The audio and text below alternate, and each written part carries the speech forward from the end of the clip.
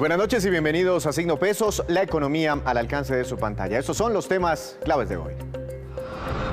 Recuperación económica mejor de lo esperado. Un estudio de Bancolombia advierte que este año va viento en popa la reactivación del aparato productivo y comercial del país. El crecimiento en el año sería superior al 9%. Analizaremos las cifras con Juan Pablo Espinosa, director de Investigaciones Económicas del Grupo Bancolombia.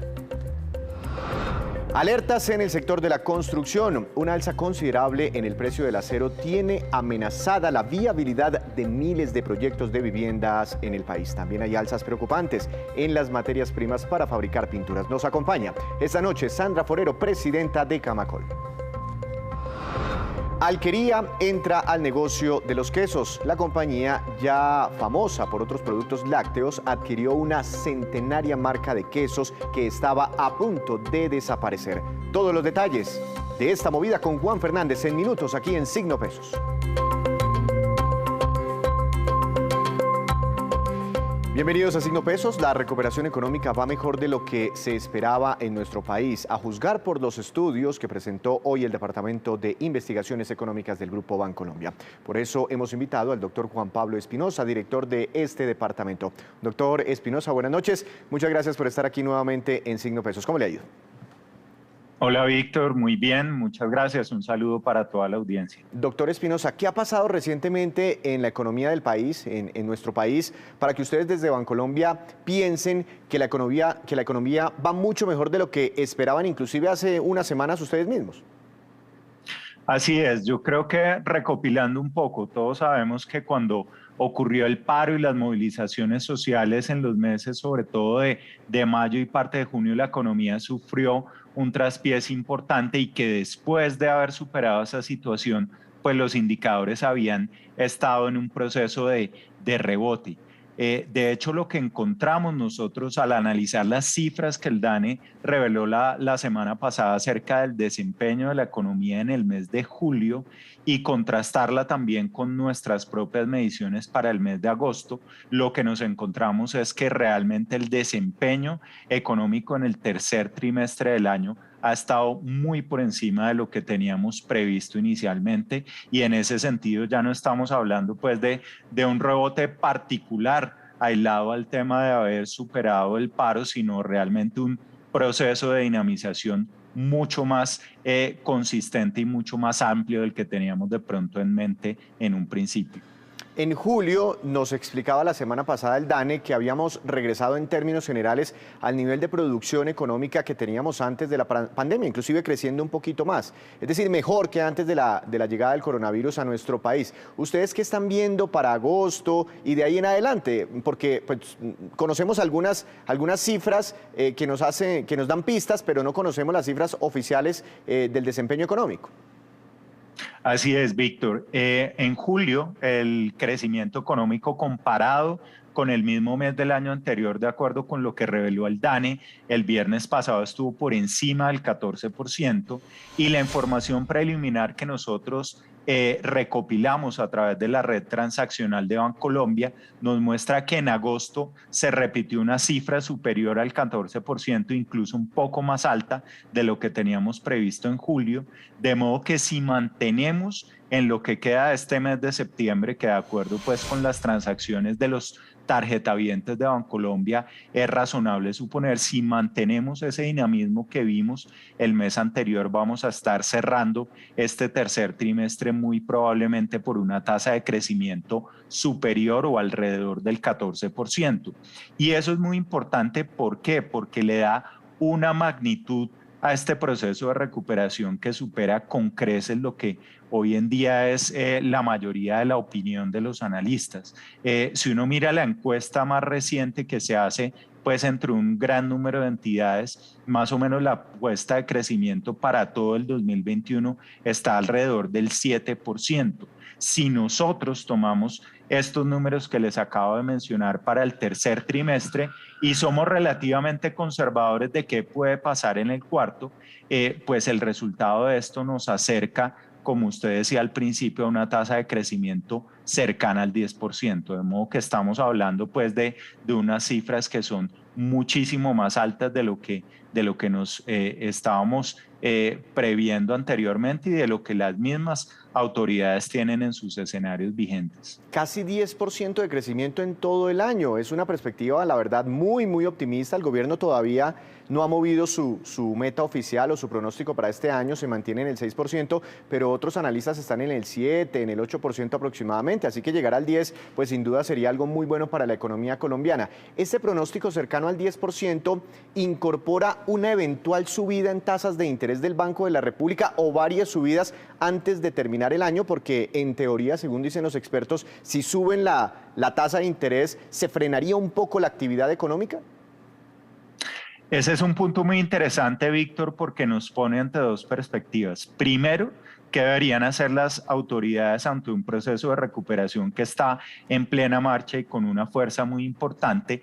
Y es de golpe empezar un poco a recoger todo ese estímulo que se desplegó al inicio de la pandemia. Y es por eso que tenemos esta misma semana que se reúne el Banco de la República, la discusión de que hay que empezar paulatinamente a llevar esa tasa de interés de referencia que hoy está en mínimos históricos hacia unos niveles que sean más compatibles con lo que está ocurriendo hoy en día con la economía. Ahora bien, ¿eso cómo lo van a ver reflejado los hogares, las personas que tienen créditos en el sistema financiero, que llevan sus recursos a ahorrar en una entidad financiera?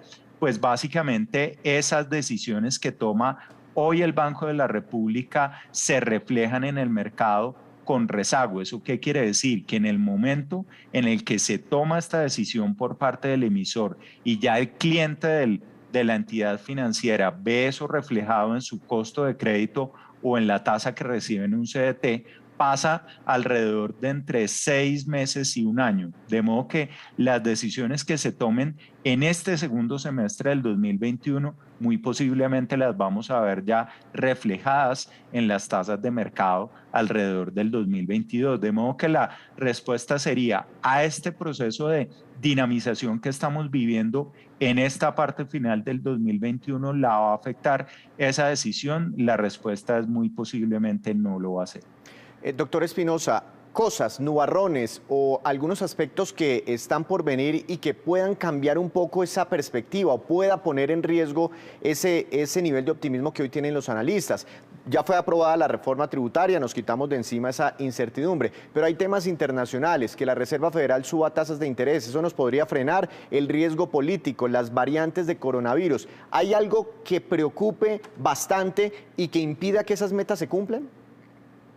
Yo creo, Víctor, que hoy por hoy el tema más relevante tiene que ver con los cuellos de botella que están viviendo muchos sectores productivos que no pueden, digamos, tener acceso a insumos para cada uno de sus procesos.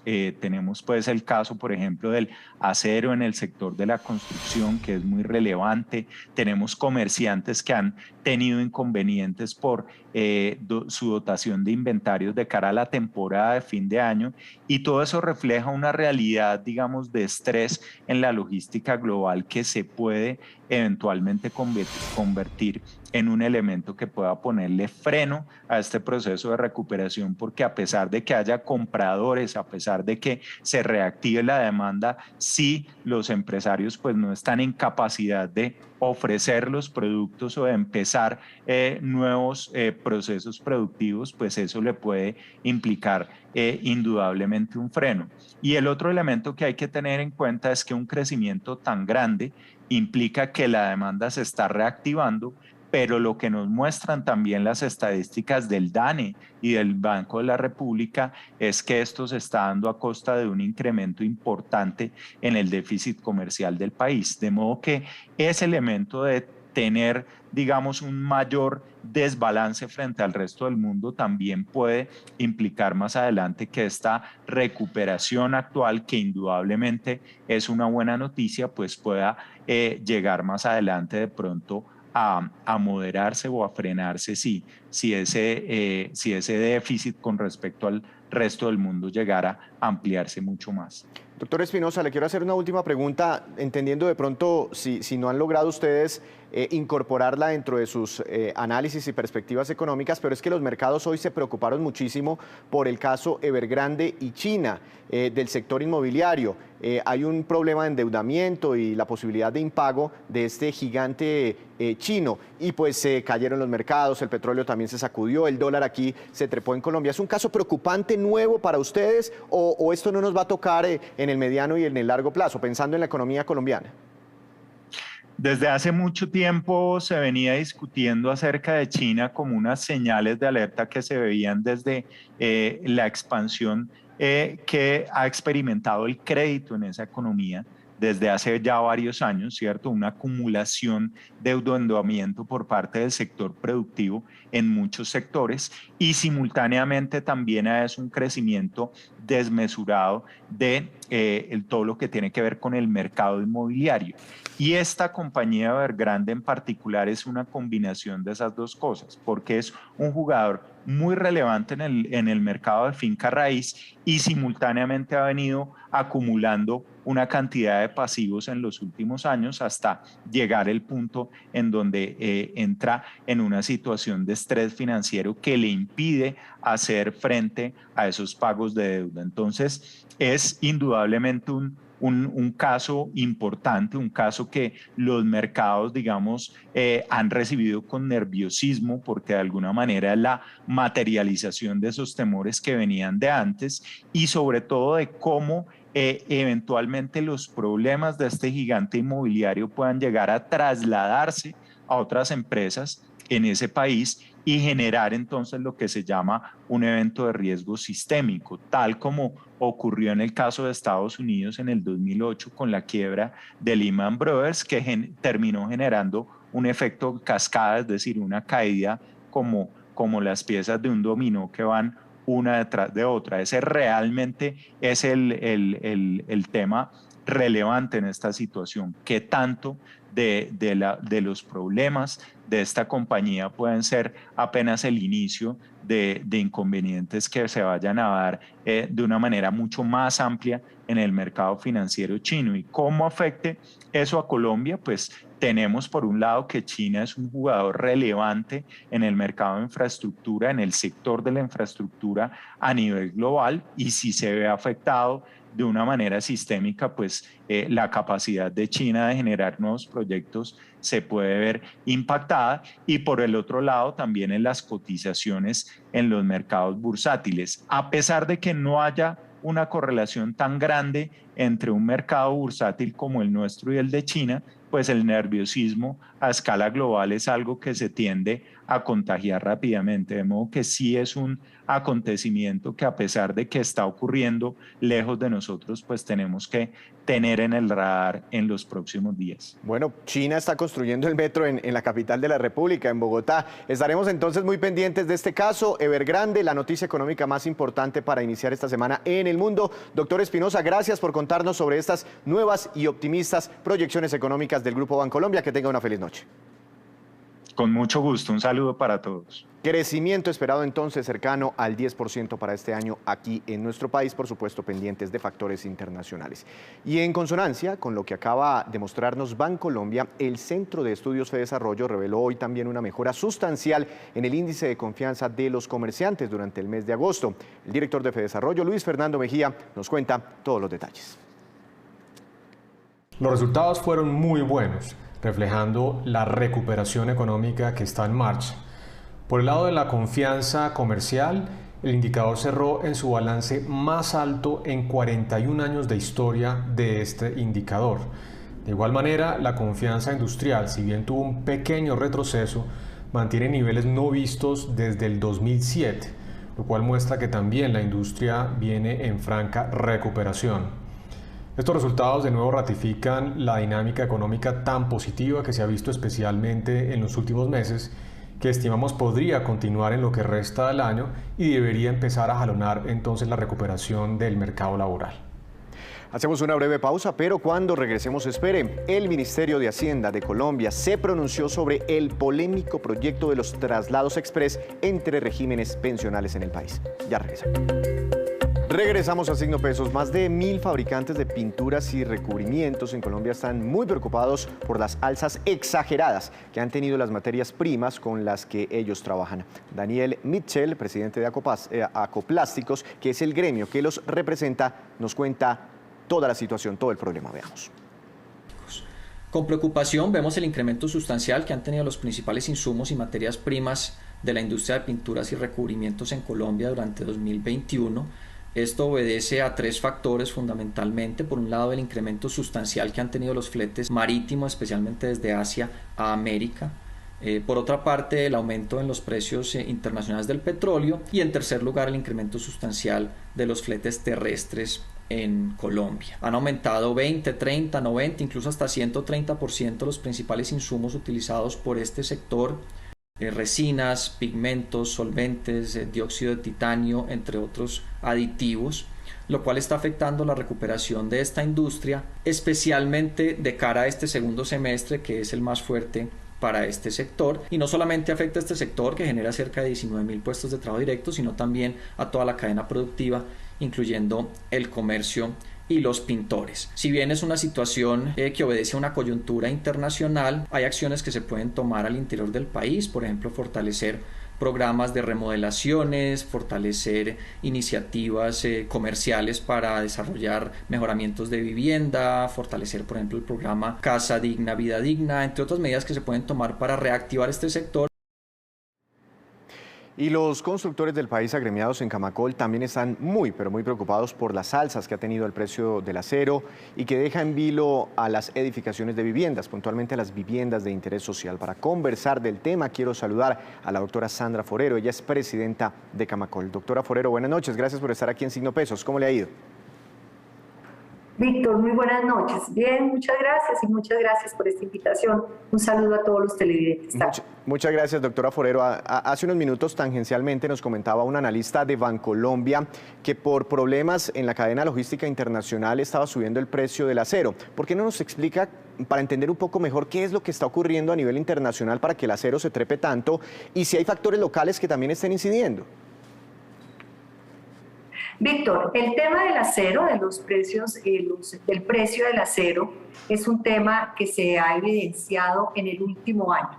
Como lo plantean los analistas, hay unos temas internacionales que impactan esto, pero también hemos visto que a nivel local tenemos unos incrementos que están muy por encima de lo que está pasando en el mundo y adicionalmente un problema de desabastecimiento, lo que hace que se presione más el precio del acero. Si ustedes miran, el viernes pasado el DANE sacó el índice de costos de construcción de vivienda que publica mensualmente y se mantiene la tendencia del aumento del precio del acero.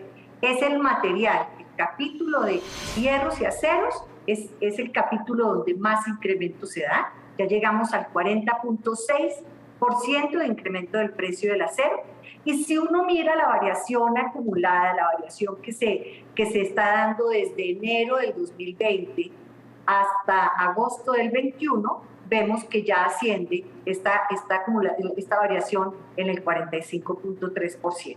Entonces, hay unos elementos internacionales, pero también toca entender que Colombia está por encima de esos incrementos y que hay un problema también de desabastecimiento. Pues 45%, doctora Forero, es una cifra muy grande. Imagínese que a uno se le suba 45% cualquier cosa. Es un golpe muy, muy fuerte. ¿Cuál es el efecto sobre ustedes, los constructores de vivienda? ¿Qué tanto pesa dentro de la estructura de costos a la hora de fabricar una casa, un apartamento, este tema del acero? Víctor, el acero, si miramos las etapas de la construcción, en las 2 etapas donde más se consume acero es en la cimentación y en la estructura. Ahí, 25 de cada 100 pesos que se compran para materiales de toda una vivienda, 25 pesos se van en el acero, como para hacerlo más gráfico. Entonces, ahí hay un impacto enorme. ¿Cuál es el tema, Víctor? Que las viviendas, el mayor impacto que se está dando por la misma manera de construir y por las características de las viviendas, es en vivienda de interés social. En la vivienda de interés social no solo tienen esa mayor participación, sino que adicionalmente, ustedes saben que hay unas viviendas, en Colombia se prevende para poder iniciar los proyectos. Es este impacto en las iniciaciones que nosotros claramente vemos como el gran riesgo, es el gran riesgo que se puede dar por cuenta del precio, no solo para iniciar, sino porque tiene el riesgo de inviabilizar los proyectos, sino proyectos que ya están en curso que puedan verse afectados y tengan que parar su proceso constructivo. Ustedes han visto que las cifras de vivienda son cifras muy positivas en las ventas. Nosotros también hemos tenido cifras positivas en las iniciaciones, pero hay un potencial de 60.000 viviendas que se podrían estar iniciando y no se puede hacer por cuenta de que los sobrecostos en este material los tiene que asumir el constructor, y hay constructores que por su tamaño y estar en todas las regiones de Colombia, pues no pueden asumir este tipo de sobrecostos. Es decir, este número de viviendas, 60.000, estarían en riesgo en este momento por el tema del acero. ¿Qué los impediría terminar los proyectos? Bueno, está un tema que es el costo para el constructor, sobre todo para el pequeño constructor, pero ¿eso no se podría mitigar eventualmente trasladando el precio al usuario final? ¿O si se sube el precio de la vivienda BIS, el proyecto se cae y la gente no compraría viviendas? Víctor, acá hay varias respuestas. La primera, las 60.000 que estoy hablando es el potencial para iniciar, pero realmente el impacto está en las 323.000 unidades de vivienda que se prevendieron y que no se han iniciado. Ahí es donde está, porque siempre se dice, pero van bien las iniciaciones, sí, pero de lo que se ha prevendido y no se ha iniciado son 323.000 unidades de vivienda, para que quede clara esa cifra. Segundo, Víctor, en vivienda de interés social, en Colombia hay un tope al precio, es decir, por Plan Nacional de Desarrollo, siempre en cada Plan Nacional de Desarrollo se establece un tope al precio de la vivienda de interés prioritaria y a la vivienda de interés social. De ninguna manera, el sobrecosto de un insumo se le puede trasladar al precio final de la vivienda, porque como les digo, se saldría del mercado de la vivienda de interés social. Y así no existiera el tope, o hablando de otro tipo de vivienda, de la no BIS, como son viviendas prevendidas, ya hay unos contratos de compraventa con el comprador de vivienda, con ese hogar. De ninguna manera podría haber una modificación unilateral del precio por parte del constructor por cuenta de que ese es un derecho, porque la legislación protege al consumidor inmobiliario. Por lo tanto, tampoco se le puede trasladar cuando ya son viviendas prevendidas. Y estas viviendas prevendidas, como les cuento ahorita, son 323.000 unidades de vivienda que están prevendidas, pero que no están iniciadas. Doctora Forero, ¿se puede hacer algo? ¿Ustedes están planteando algo desde Camacol para mitigar un poco esta subida en el precio del acero con consecuencias como las que usted nos está comentando, ¿no? Y eso que no hemos mirado ahí para abajo, todos los subsectores que están encadenados con el sector constructor y la generación de puestos de trabajo, ¿no? Así es. Estas 323.000, el no poder iniciarlas, pues pone en riesgo más de 400.000 empleos. Víctor, nosotros somos un sector que ya llegamos a las cifras prepandemia en empleo. Y el reto es no solo sostener el 1,5 millones de trabajadores colombianos en este sector, sino aumentar. Por ahora, lo de aumentar el número de empleos, pues veremos de cara a que estas viviendas no se han iniciado, pero también tenemos que sostener el empleo que hay. Y otra cosa que acaba de decir usted muy cierta, es el encadenamiento. En el momento en que las obras se paralizan, se dejan de demandar insumos, los otros insumos, cemento, puntillas, las puertas, los muebles, es toda una cadena de 36 subsectores que se reduciría esa demanda en 3 puntos del PIB. Eso es muy importante porque para nosotros cualquier elemento que afecte la cadena, levantamos la mano. Y usted me pregunta, ¿qué ha hecho el gremio? Nosotros usamos el canal institucional, que es solicitarle al gobierno la eliminación del arancel. Hay un arancel del 10% para la importación de las 2 subpartidas que tienen que ver con la estructura y con la cimentación de hierros largos, varillas y alambrón. Solicitamos al Ministerio de Comercio la eliminación del arancel de ese 10%, de tal forma que pueda operar el mercado y pueda llegar a cero, se puedan volver a aumentar las importaciones, porque ahorita hay una disminución importante de las importaciones, y en eso radica no solo en la disminución de las importaciones, sino también porque es un mercado, la oferta local, lo que se produce localmente, no alcanza a cubrir la demanda de acero en un sector de construcción de edificaciones, que además no estamos mirando solo el problema ahorita, sino lo que viene hacia adelante, que es un sector que va a crecer en los próximos 2 años un 33%. Pues la petición entonces que hace Camacol, la reducción de aranceles al acero para mitigar un poco el impacto de los precios. Doctora Forero, muchas gracias por estos minutos para Signo Pesos. Víctor, agradezco enormemente este espacio en nombre de Camacol y bueno, les deseo una muy buena semana. A usted también muchas gracias, una feliz semana. Hacemos otra breve pausa, pero ya les contaremos cuáles son los países donde más hay uso de criptomonedas. Colombia está en el listado. En segundos, ya volvemos. A Signo Pesos con esta que es la cifra económica del día, 74,3 billones de pesos, y corresponde al costo que tendría para la nación la aprobación del proyecto de ley conocido como Traslados Express. Dicha iniciativa permitiría, según cuentas del gobierno, la salida de más de 470.000 afiliados de las AFP hacia Colpensiones. Ese costo está representado en nuevas pensiones e indemnizaciones sustitutivas. Además, para las AFP implicaría la salida de casi 40 billones de pesos de los ahorros de los afiliados que se trasladen. El neto, el costo fiscal neto en valor presente neto sería de unos 35 billones de pesos. Por eso el Ministerio de Hacienda pide archivar este proyecto. Llega Juan Fernández, cargado de noticias empresariales. Juan, su tema para iniciar esta semana. Buenas noches, bienvenido, adelante. Víctor, buenas noches. Hoy le hablo de este negocio de la compra por parte de Alquería de la fábrica de quesos del Vecchio en una transacción aprobada por parte de la Superintendencia de Sociedades, porque recuerde que la compañía de quesos está en ese proceso, en el marco también con todos estos temas de insolvencia.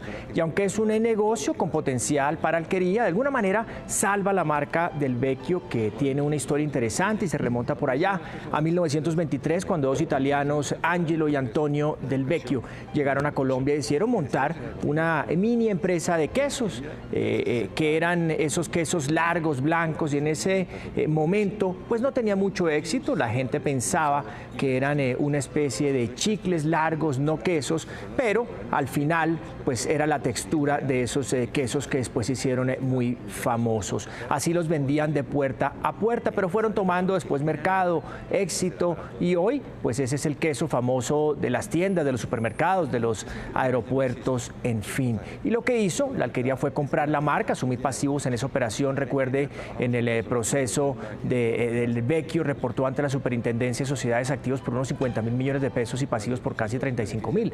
Alquería adquiere el establecimiento comercial con la marca de quesos del Vecchio, el know-how de su producto, además de activos tangibles como bodegas, equipos, en fin. Alquería, por su parte, que esto es importante, ingresa al negocio de los quesos, un mercado de cerca de 1.3 billones de pesos que dominan Alpina y Colanta. El Vecchio tiene una participación más o menos del 3% en ese negocio. El consumo per cápita de queso en Colombia está por el 1,5 kilos. Así es que hay espacio, porque en Brasil, por ejemplo, es de 4,3 kilos o en Chile de 5 kilos. Y esta, pues es, Víctor, la movida de hoy sobre negocios, sobre quesos y esta última adquisición de la Alquería.